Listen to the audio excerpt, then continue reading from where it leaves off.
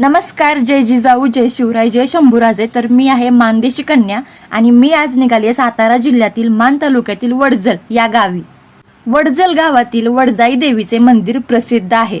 जागृत देवता समजली जाणारी ही देवी अनेक घराण्याची कुलदेवी आहे.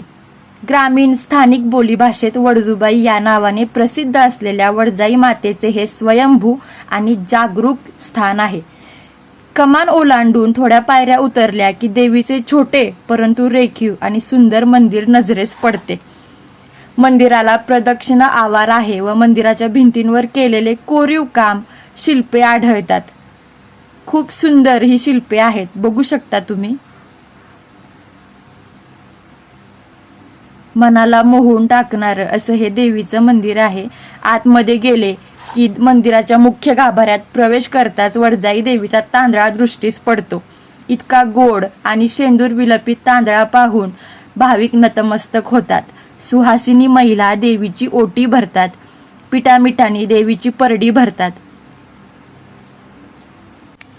तसेच आम्हाला ही देवी कुलदेवी असल्यामुळे आमचे जाणे वारंवार होतच राहते. मनापासून नतमस्तक झाले देवीसमोर आणि तिचं मनमोहक रूप पाहून माझं मन भारावून गेलं. वडजाई देवीचा वार्षिक उत्सव आणि नवरात्र उत्सव मोठ्या जल्लोषात पार पाडला जातो. वडजाईच्या नावानं चांग भलं, वडजूबाईच्या नावानं चांग भलं या गजरात सारा आसमंत दुमदुमून जातो. देवीची पालखी व छबिना साऱ्या गावातून मिरवला जातो. धार्मिक व पारंपरिक कार्यक्रमाची रेलचेल श्री क्षेत्र वडजल येथे पाहायला मिळते. व तसेच आता छत्रपती संभाजी महाराज यांच्या जयंतीनिमित्त वडजलमध्ये सप्ताह बसलेला आहे. गावात आनंदाचे वातावरण आहे. दोन्ही महाराज समोर दिसले, महाराजांना नतमस्तक झाले आणि परतीच्या प्रवासाला निघाले. धन्यवाद.